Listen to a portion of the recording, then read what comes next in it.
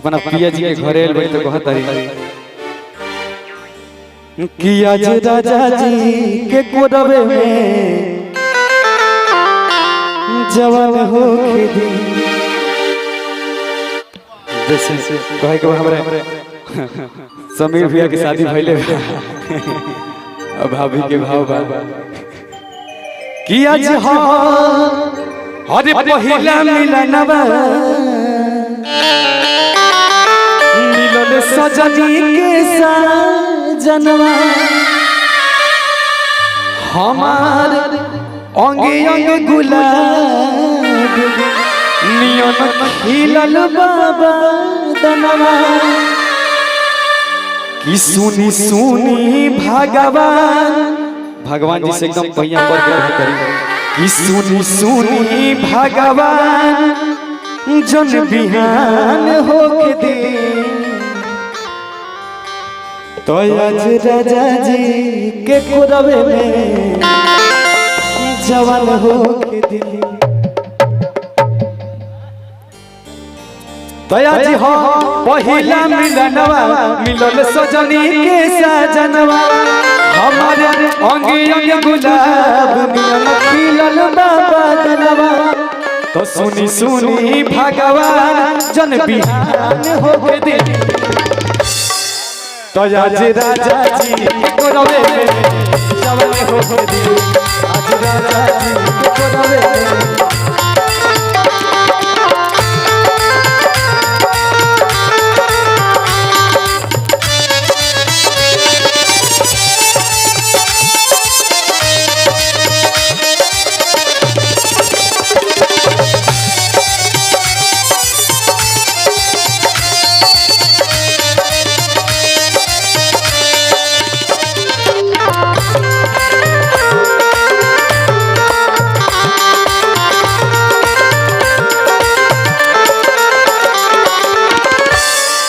और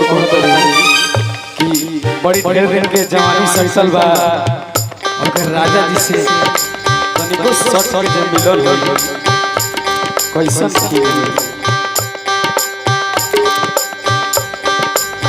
राजा जी के उठावा में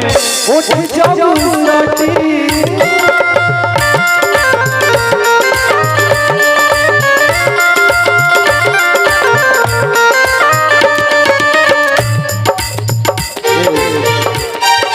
शादी हो गई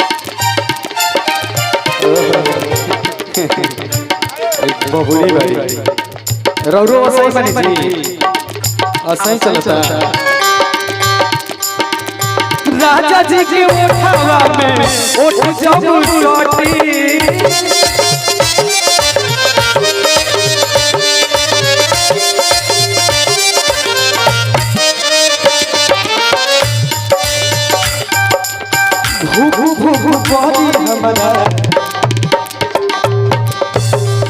अच्छा कबो दिल धड़कल बा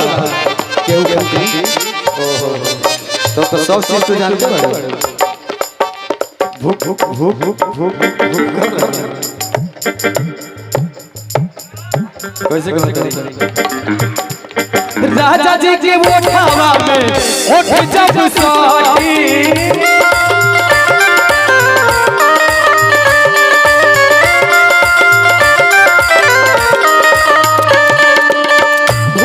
हमारा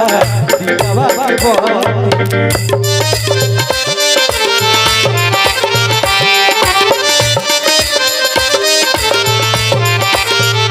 और बहुत ये भगवान जी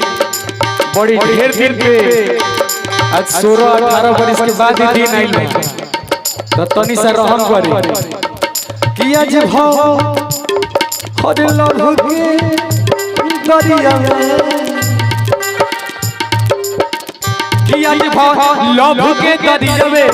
निहान होके दे आज भाव लभ के दरिया में निहान होके दे आज राजा जी के कोरबे में जवान होके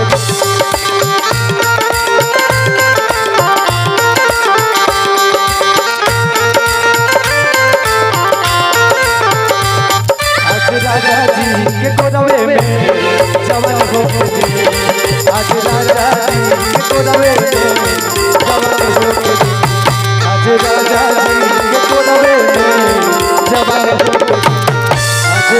के कोरवे में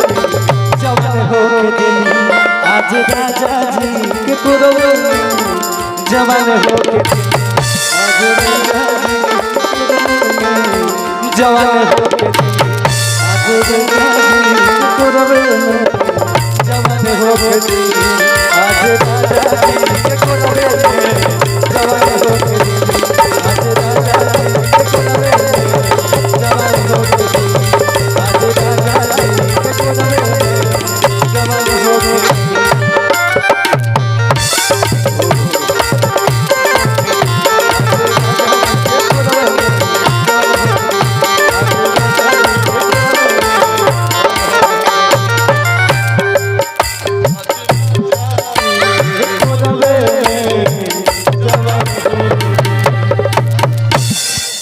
वाह वाह वाह भैया एकदम ब्याज का मन बना दिए।